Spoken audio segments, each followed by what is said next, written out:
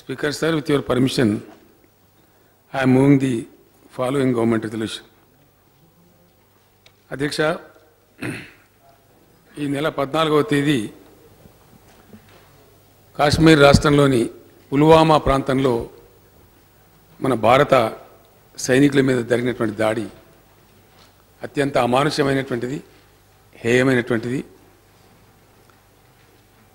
ఈ దాడి మన సైనికుల మీద, వ్యక్తుల మీద జరిగిన దాడిగా కాకుండా యావత్ దేశం కూడా సమస్త భారత జాతి పైన, మన దేశం పైన జరిగినటువంటి దాడిగా పరిగణిస్తూ ఉంది అధ్యక్ష.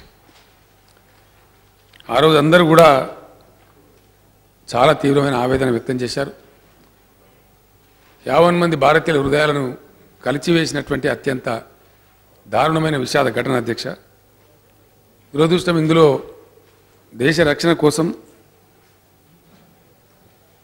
40 మంది మన సిఆర్పిఎఫ్ జవాన్లు ప్రాణాలు కోల్పోవడం అనేది ఎంత మాత్రం కూడా మనకు జీర్ణం కానటువంటి బాధాకరమైన దుర్ఘటన అధ్యక్ష. ఇటువంటి సందర్భంలో ఒక 2 విషయాలు స్పష్టంగా దేశం, జాతి ప్రస్ఫుటీకరించాల్సిన బాధ్యత యావత్తు దేశం మీద ఉంది. వారికి సానుభూతి తెలియజేయడమే కాదు, మీరు ఒంటరిగా లేరు, మా జాతి కోసం, మన జాతి కోసం, మన దేశం కోసం ప్రాణాలు అర్పించినటువంటి మీ వెంట యావత్తు దేశం, యావత్తు జాతి ఉంది అనేటువంటి సందేశం ప్రస్ఫుటంగా మనం పంపించాల్సినటువంటి అవసరం ఉంది. ఇటువంటి ఉగ్రవాద కార్చిచ్చును దేశం ఆర్పివేయాల్సిన అవసరం కూడా ఉంది.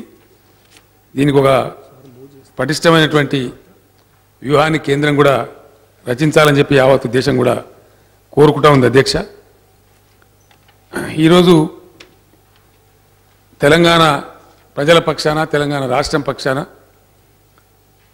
మృతుల కుటుంబాలకు సానుభూతిని తెలియజేయడమే కాదు, ఏదో లిప్ సింపతి లాగా మామూలుగా చెప్పడమే కాకుండా మన రాష్ట్ర బాధ్యతగా వారు ఒంటరిగా లేరు, వారి కుటుంబాలు ఒంటరిగా లేరు అని చెప్పడానికి, వారి అమూల్యమైన ప్రాణాలు తిరిగి తెచ్చిచ్చే స్థాయిలో మనం లేకపోయినా ఆ కుటుంబాలను, వారి పిల్లలను సంరక్షించుకోవాల్సిన బాధ్యత జాతి మొత్తం మీద ఉంది. కాబట్టి మరణించినటువంటి 40 మంది సిఆర్పిఎఫ్ జవాన్ల కుటుంబాలకు ఒక్కొక్క కుటుంబానికి మన రాష్ట్ర ప్రభుత్వ పక్షాన 25 లక్షల రూపాయల చొప్పున పరిహారం కూడా అందించాలని ప్రభుత్వం నిర్ణయం తీసుకుంది అధ్యక్ష.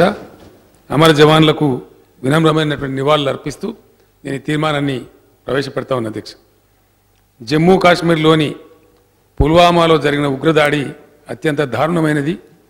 ఈ అమానుష పాశవిక చర్యను ఈ సభ ముక్త కంఠంతో తీవ్రంగా ఖండిస్తున్నది. ఈ దాడిలో 40 మంది సిఆర్పిఎఫ్ వీర జవాన్లు బలయ్యారు. వీరి ప్రాణత్యాగాన్ని యావత్ భారతీయులు ఎన్నటికీ మర్చిపోరు. దేశం గర్వించే వీర సైనికులుగా వారి త్యాగ స్మృతులను జాతి జనులు సదా తలుచుకుంటారు. ఈ సందర్భంగా అమరుల కుటుంబ సభ్యులకు సభ ప్రగాఢ సానుభూతిని తెలియజేస్తున్నది. ఈ క్లిష్టమైన సమయంలో దేశ రక్షణకు పెనుముప్పుగా పరిణమిస్తున్న ఉగ్రవాదంపై పోరాటానికి ప్రజలు ఏకతాటిపై నిలబడాలని సభ విజ్ఞప్తి చేస్తున్నది.